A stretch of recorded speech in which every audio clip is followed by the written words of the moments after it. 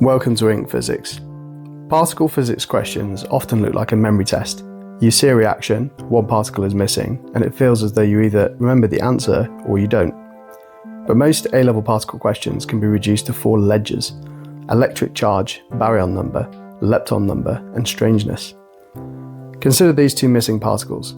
First, a positive pion decays into a positive muon and something neutral. Second, a proton and an antiproton produce a K-, a pi+, and an unknown neutral-kaon. Which conservation laws actually identify each missing particle? By the end of this video, you'll be able to choose the useful law, balance a short ledger, and test whether or not a proposed reaction is possible. A conserved quantity has the same total value before and after an interaction. The individual particles may change completely. Charge can move between particles. A particle and its antiparticle may be created. Strange particles may appear. But if the quantity is conserved in that interaction, the total before must equal the total after. A ledger is a simple and disciplined way to keep track. List the particles before the interaction. Write the value carried by each particle. Add the values. And then do the same for the products of the reaction. If the totals don't match, either the proposed reaction is impossible or one of your particle assignments is wrong. There are 4 main ledgers at this level. An electric charge is always concerned.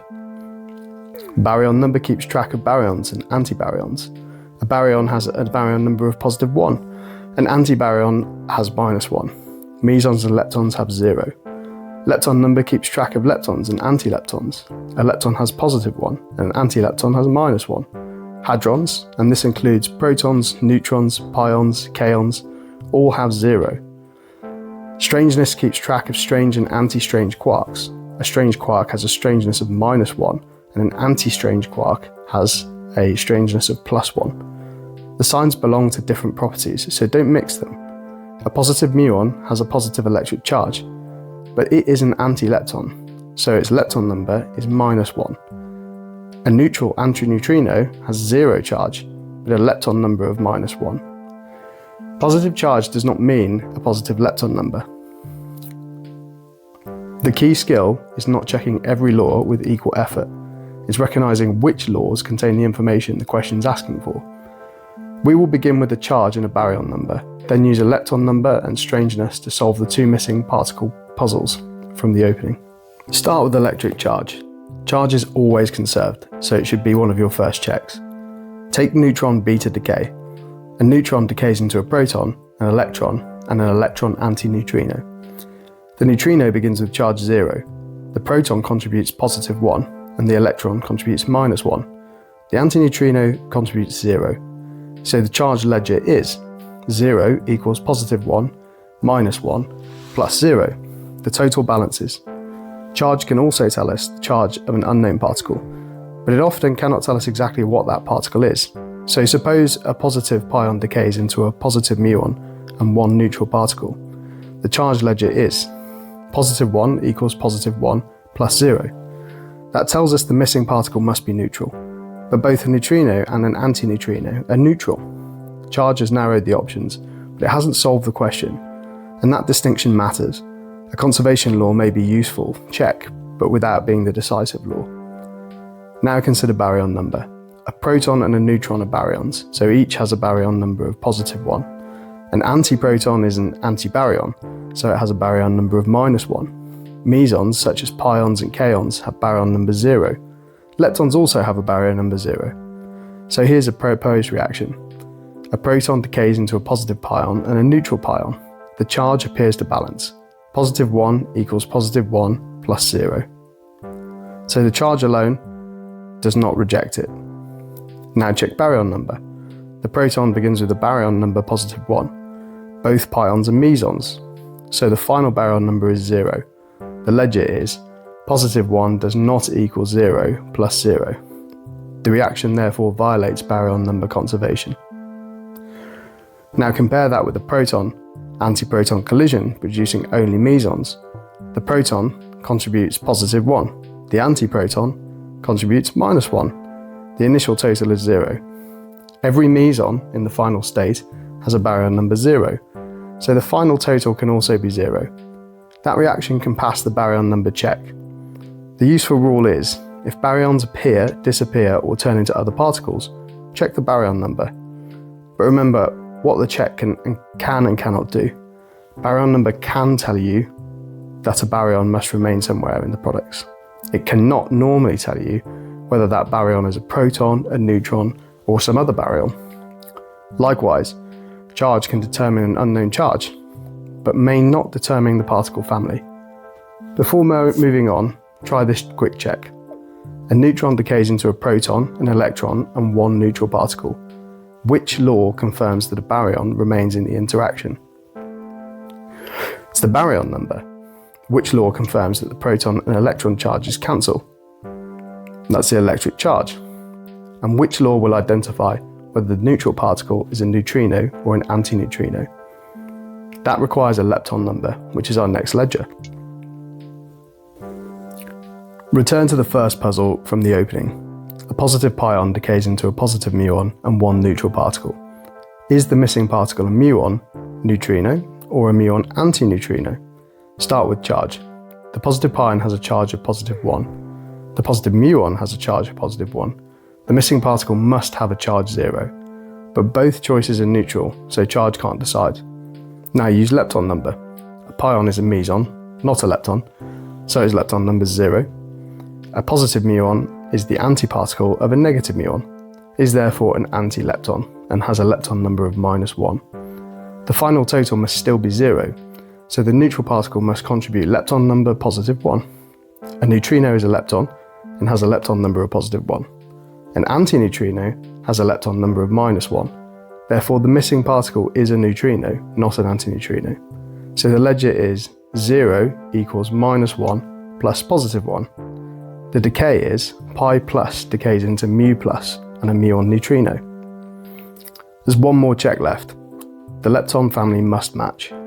A positive muon belongs to the muon family, so it's paired with a muon neutrino.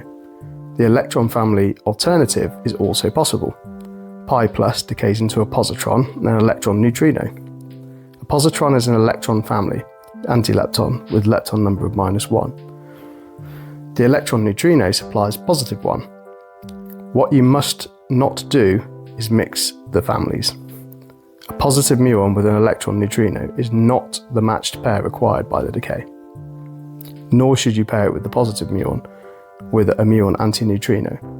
That would give a final lepton number of -2. Here's the common misconception. The positive muon has a positive electric charge, so some students give it a positive lepton number. But charge and lepton number are independent properties. The positive muon is positively charged and still has a lepton number of -1 because it is an antiparticle. A useful sign check is ordinary leptons, such as electrons, negative muons, and neutrinos, have a lepton number of +1.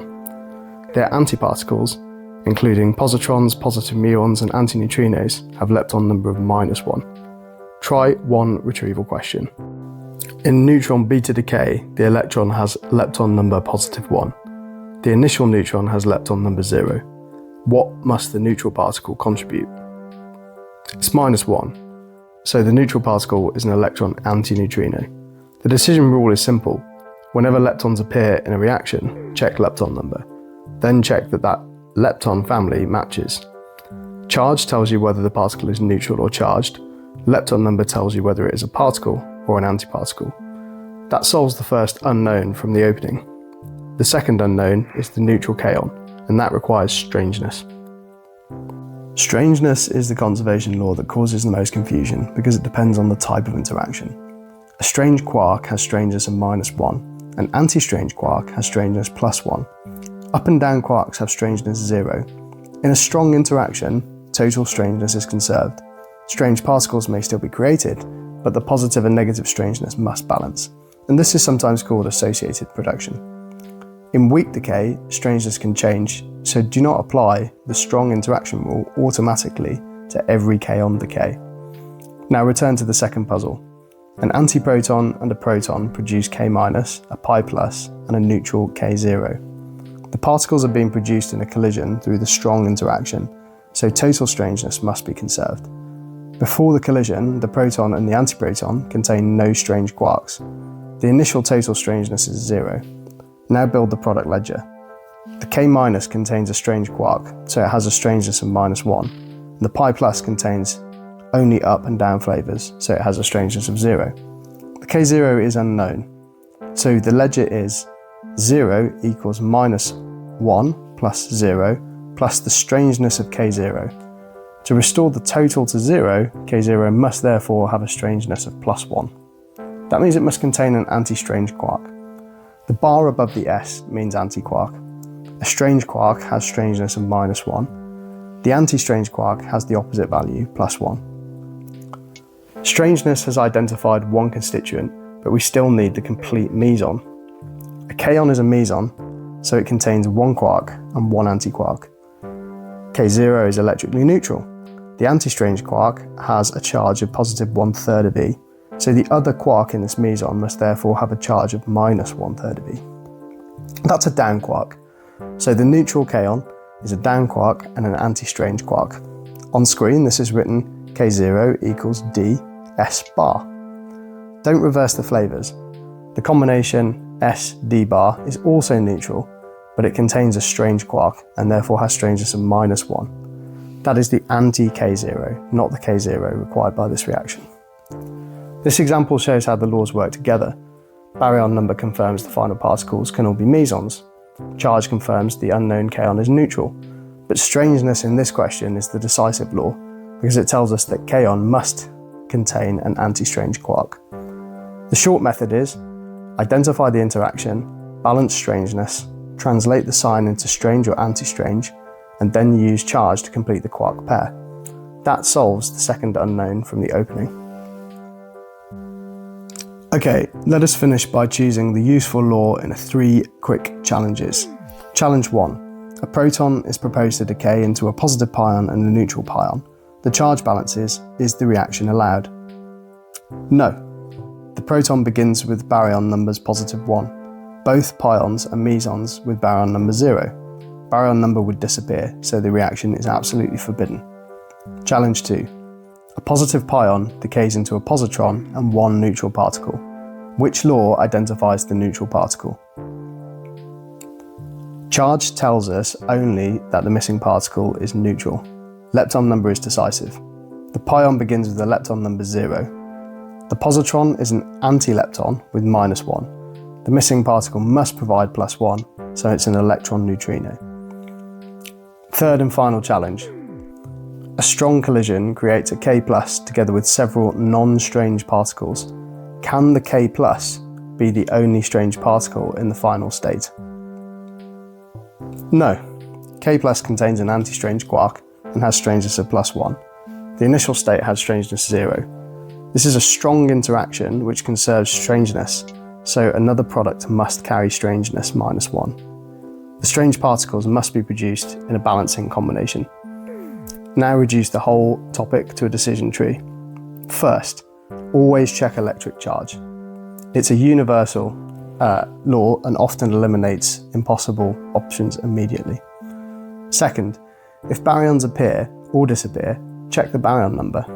A baryon contributes +1, an antibaryon -1, and the mesons and leptons contribute 0. Third, if a lepton appears, check lepton number and the lepton family. Leptons contribute +1, antileptons contribute -1. Fourth, if kaons or other strange particles are produced in a strong interaction, check strangeness. A strange quark contributes -1 and an anti-strange quark contributes +1. Finally, ask which law is actually decisive. Several laws may balance, but the question usually depends on one property that distinguishes the remaining options. Charge could not distinguish a neutrino from an antineutrino because both are neutral. Baryon number could confirm that the kaon products were mesons but could not determine their flavours. Lepton number identified the neutrino. Strangeness identified the anti-strange quark. The method is, choose the law, write the value, total both sides up, then interpret the sign. Do not guess the missing particle first and just try to justify it afterwards. Build the ledger first. If you want to see the method applied to a complete AQA exam question, the full question 1 walkthrough is linked on the screen.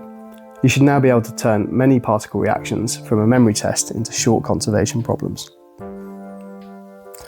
The next ink physics lesson applies the same disciplined approach to optical fibres, where one ray diagram leads to all 8 marks.